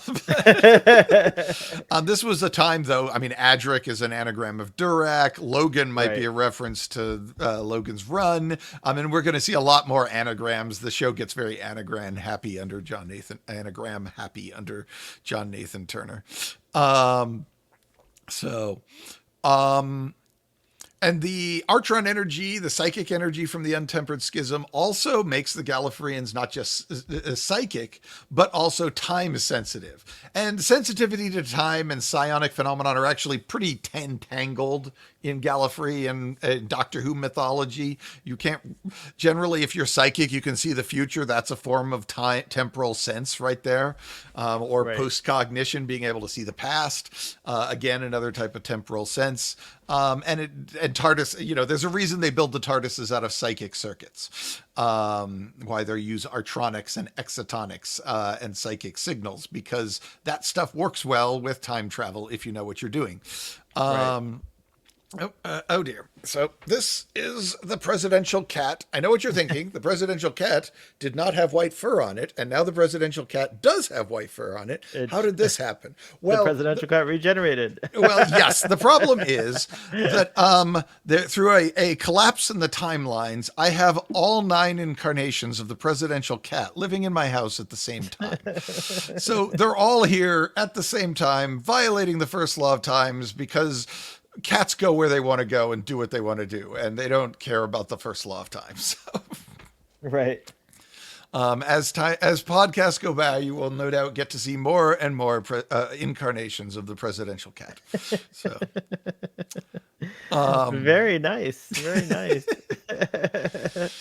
So, I can't wait. I have a bunch of friends here who are Whovians, and I've never heard this connection before, so I can't wait to start showing off a little and be like, "Hey," and they will be prepared. They might look at you as if you're completely mad, but I feel like I've drawn enough connections. Yes, I agree. That it's at least fun to speculate. That it's not just making something out of whole cloth. There is, in fact, a fair amount of connections here that you could draw. Right. So we end up with eventually a kind of Neanderthal creature which will become the Shibogans. Eventually, these marsh people turn into this Neanderthal creature, and which will eventually become the Shibogans. And they are time sensitive, and they are psychic, and they mutate and heal rapidly. And they are the first sapient beings to evolve naturally in from the original ancestor cell that created all life in the all new life in the Doctor Who universe. And this gives them a direct effect on the space-time continuum. In the Doctor Who universe, quantum probability is collapsed and crystallized by observation by sapient beings. So whether or not the cat is literally both alive and dead in Schrodinger's box until viewed by a sapient being, or until a test is conducted and the test results are viewed by a sapient being. And upon being viewed by a sapient being in some way, the waveform will be collapsed and history will be crystallized, and the cat will either be alive or dead. And this is, in Doctor Who's, in the Whoniverse, something that is a unique power of sapient beings that non-sapient beings can't do. And so being the first sapient beings to come along, they began collapsing the waveforms. They look up at the stars and they collapse the waveforms of things. And as they look at the quantum flux, all sorts of uncertainties get collapsed into facts. Thus, we have a universe where perception defines the universe, and psychic powers are a way to observe the universe in more detail in more ways, so you can collapse it more effectively. So psychic people create more real, locked down, crystallized history than non-psychic people. And as we said, the early Neanderthal Gallifreyans and the Marshmen or whatever were psychic. And so they did a really good job of collapsing the universe. And they created strands of meaning and understanding throughout everything that they observed. And they imposed meaning on the universe by their mere existence and observance of it. So this is like pretty big because they were the first ones to do this. And that gave them an edge over all the other life in the cosmos. Because they got there first. And that ends up having all sorts of knock-on effects, and a lot of them we will talk about very soon. But yeah, so there is some Time Lord lore, and why this is part of the history, why this is part of the Rassilon Omega and the other guys' podcast, and why I picked this one to do so soon is because it may not be the earliest Doctor Who story, but it is one of the earliest. It's tied tightly to the origins of the people of Gallifrey. Very nice. I approve. Okay. Well, good. I've got one convert at least. Yes, you did. You got me. The other two people who are going to watch this podcast won't be convinced or won't care. So we'll see. But at least I had a chance to vent my crazy ideas. Well, did you have anything else you wanted to discuss about Full Circle, or shall we move on to some TARDIS features of the week? I think I can't top that, and I think that's a good spot to close our discussion for it. All right. But you definitely get me a lot to think about there, and that's a really cool, again, really cool tie-in there that I hadn't even thought about. I was very impressed. No, let's go on. Let's move on to TARDIS I guess I features. will also mention that when you take the Marshmen and give them a civilized environment to exist in, they all turn into things that look very Gallifreyan. And they set up a social culture, a social government that is also very similar to the one Rassilon set up. Right. That might be more of a coincidence. I can't quite justify why the culture ended up looking exactly like that and not, say, like some of the earlier cultures that existed on Gallifrey before Rassilon. But it's worth noting. It's kind of odd the way the wardrobe and all that stuff and the use of the number 6 everywhere, which I guess is probably more of a Pterodonian thing than a Marshman thing, but given that the ship was built by Pterodonians. But Right.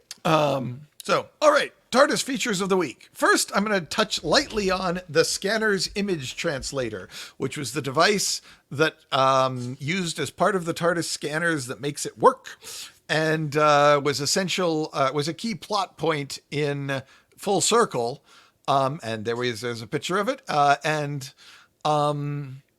in figuring out and helping the Doctor and Romana and K9 diagnose that they were in fact trapped in E space, and not still in N space. And it's located in the master control console, and it interprets the absolute positive value of the coordinates to create a visual image, and probably other types of image data as well as visual. And so if you, and here's to explain what this does. Is it seems to be it appears to be it's an interface between the micro universe the interior of the TARDIS sits in and the outside cosmos, the outside universe. And it allows this micro universe to pull data from the outside universe and put it up on a screen or record it or process, whatever data it pulls data from outside it. But the way it does it is through some sort of absolute coordinate interpretation. So it basically is, it's basically somehow extrapolating the outside universe based on this data, and possibly using some sort of weird quantum entanglement or something. I don't know, but it's very interesting in that effectively, as long as the scanner thinks it's in a certain place, it will show you what's outside in that place. So if you can convince and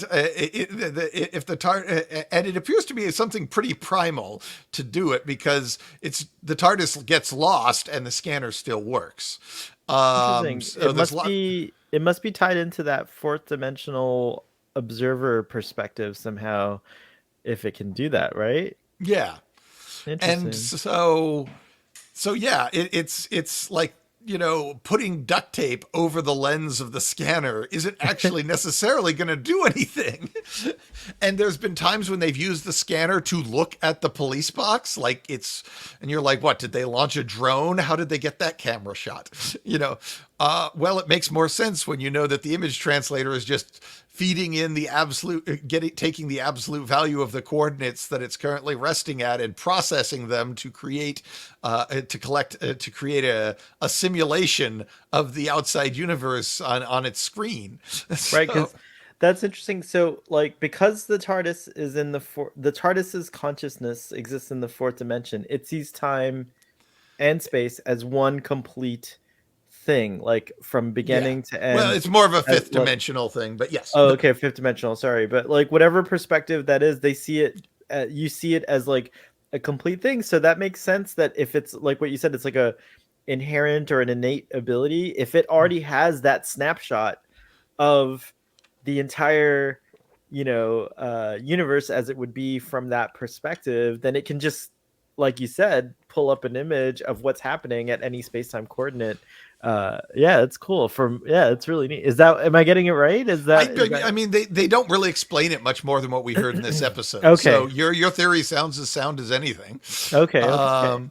But yeah. So, you wonder, well, how does the TARDIS know where to take the Doctor? Because Idris, in the Doctor's wife, says, "Oh, I always take you where you need to go." Well, right. I mean, for the TARDIS, the whole universe is one object, not a thing that changes, but all of history is like a timeline on a piece of paper. The TARDIS can see the whole thing, start to finish, and can weave and create and participate in that, like the same way you paint a picture or something.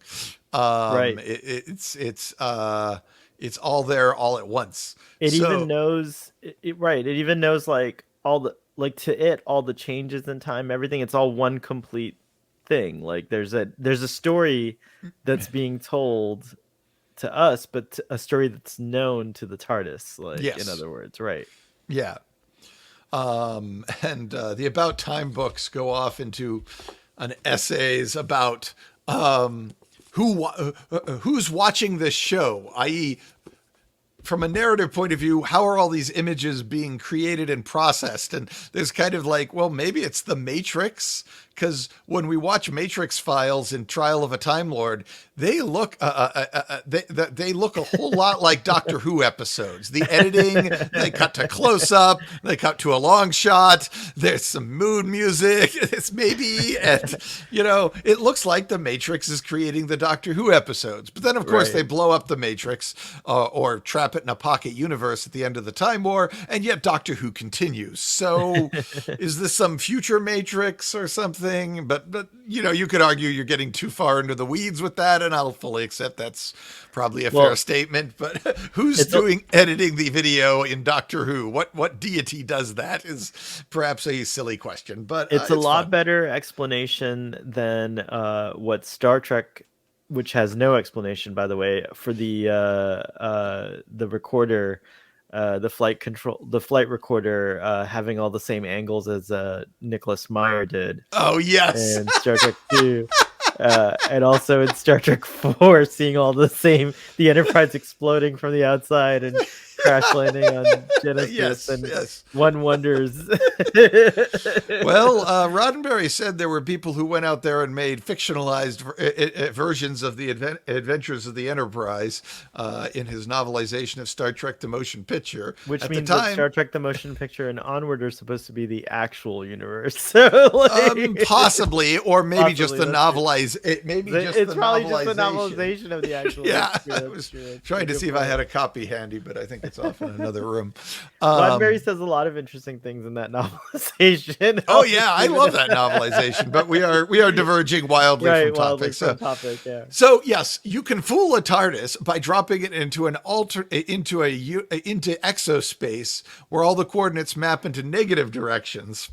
And the TARDIS isn't programmed, the image translator isn't programmed to understand negative coordinates, a Gallifreyan image translator from the Prime universe. And so it will show you what would be at the same corresponding point in space-time in the Prime universe, in normal space, rather than in E-space. And you need to get an image translator built in E-space to process the negative coordinates. Of course, the people in E-space would probably argue theirs are the positive coordinates and Gallifrey is the negative coordinates. But though they might have a little trouble arguing around the fact that the normal space universe has way more than 2 galaxies in it.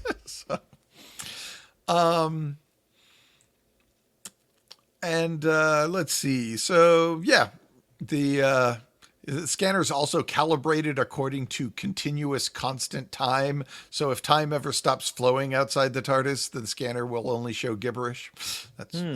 I don't know how much that's related to the image translator, but I thought that could be part of it. And have we seen that in Doctor Who? I think there's certainly been some times where weird things were happening outside of the TARDIS and the scanner was showing gibberish. I don't know. I'd have to check to see if time being stopped was ever one of them. I know it's happened in the novels and audios and stuff like that. So, and the other TARDIS feature is the Type A TARDIS Homing Beacon, which I think we have a picture of. Yes, coming right up. Coming right up, Doctor. Good boy, K9. Am I just the dog? The robot dog? Tin dog, yes. The tin dog. Gallifreyan zinc at minimum. Gallifreyan zinc dog. So, yes, the small green device which tracks the TARDIS's telepathic traces using a special type of magnet. Don't think about it too hard.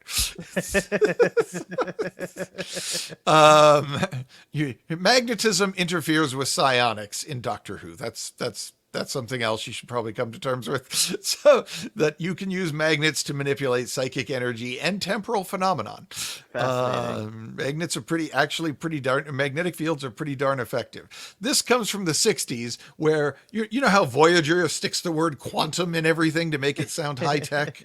Well, in 60s Doctor Who, they stuck the word magnetic or magnetism into everything to make it sound high tech. So you go watch 60s Doctor Who and it's magnetic this and magnetic magnetic that and all of this, and so yeah, we've kind of, with the legacy of that is that turns out that there's a whole lot. The TARDIS homing beacon uses a magnet of some sort to track telepathic traces. So the closer the receptor is to the TARDIS, the faster the light will flash and the louder the little gadget hums or beeps. Only telepathic phenomenon can interfere with its operation, so you don't have to worry about other types of interference, just psychic interference. And its range is limited to 500 miles, but if you've gotten more than 500 miles lost from your TARDIS, you're working pretty hard there, I guess. So. Is that song? And I would walk 500 miles. So there you go. That's yes, the same range. That's a song that was actually a song inspired by the Doctor's love for his TARDIS. So, there's a socket on the console for storing the homing beacon and probably charging it when it's not used. If activated inside the TARDIS, the homing beacon will indicate that the TARDIS can be found in every direction. The tracker is apparently a time-sensitive device, and in one story, if it was tampered with, it could cause the user to experience alternate timelines. So, again, we're back to that psychic energy and temporal energy is all tangled together. Probably ties back into the fact that perception collapses quantum uncertainty to create reality and history as we know it, and psychic stuff is another way to perceive things. So that's the TARDIS homing beacon. Which Very cool. Showed up quite a bit in the early John Nathan Turner era. Adric actually keeps his and uses it in a few other stories. Yeah. So I think we're about ready to wrap up, or did you have any last thoughts on? No, this is just that I learned a lot about this episode that I didn't even think about before, so I'm really happy. And also, I just enjoyed this episode. It was nice to, the Fourth Doctor's one of the most iconic Doctors for a reason, and it was just really enjoyable to see Tom Baker, Lala Ward, and Andrew. What's the young man who plays Adric? Matthew Waterhouse. Matthew Waterhouse. Thank you. Sorry, Andrew. I don't know where I was going with that. You were going with Andrew Smith, the writer. The writer. Thank you. Yes. Thanks for which would have been about the same age as Matthew Waterhouse at the time. So. Apparently, yeah. Which is really cool. That is also cool, by the way, to get your. At 17, not a lot of people can say they wrote an episode of a very popular TV series. So it's pretty David rad. Gerald was, I think, in his teens when he did Trouble with Tribbles. I didn't realize that. We just talked about that. We did more Tribbles recently on the other, to plug the other podcast. I do Starfleet Boy, which is a Star Trek podcast, but has plug away. We were at the plugging stage. Plugging stage. So Saturdays at 3 p.m. Eastern, we typically will talk about Star Trek that is complete, I like to call it. So up until Star Trek Enterprise, I guess. Picard's about to join the club. So we're currently talking about Star Trek the animated series. It's a lot of fun, and we just did More Trouble, More Tribbles, so that was cool. And David Gerald makes a little animated cameo in that episode. And he looks like a scrawny teenager in the animated form that they put him in. Of course, he does appear as an older gentleman in Trials and Tribulations in DS9. So he actually appears on screen there. They were originally going to plan to put him in as a cameo in the original series, but they never did it. So that's how that came about. But I think they decided he was too young. Exactly. And then later he looks like he maybe is a little too old. But it's right. It is a shame that Andrew Smith did not pursue writing, or he didn't stick with it. Maybe at least not past that. He joined up with the Metropolitan Police. Right. Right. I did see a picture of him, and he's, I guess if Adric was I guess he's like probably in his 60s or something like that around now. So and I guess he does do conventions. Maybe Brian, have you seen him Andrew at a Smith con? or Matthew Waterhouse? Matthew Waterhouse. Sorry. Yeah, some. The fandom seems to, or the Doctor Who community seems to have sort of reincorporated him back a bit lately. He's done a bunch of Big Finish audios with Tom Baker and Peter Davison and Janet Fielding. All of Does he whom still sound like Adric, or are they aged him up for the audios? I mean, I think he's still playing young Adric because there is no old Adric. Well, Right. there is an old. Anyway, I don't want to get too much Yeah. into Timey wimey wibbly wobbly. But yeah, so Yeah. check out Starfleet Boy for those endeavors, but really tell folks about this podcast and subscribe and come back every week. Yeah. And you can, if you're tired of waiting a whole week for each episode and want more secrets of the Time Lords, check out allthingstimelord.com, where you can find my resources that I use to make most of these podcasts. Enjoy. So let's see. I guess all that's left is to check the time scanner and see what what story we are doing next week. Well, allowing me tuning it in, and let's see. Affirmative. Here it is. That reminds me. One of the funniest parts of the episode is when the Doctor says something. And K9 says that was not the adverb I used. What was that Yes. doing? It was like hilarious. Said normally. Everything's yeah. functioning perfectly. And Negative. he says, no, that's not the adverb. Yeah. The word I used was normally. Normally. The intended adverb was normally or something like that. I thought that was great.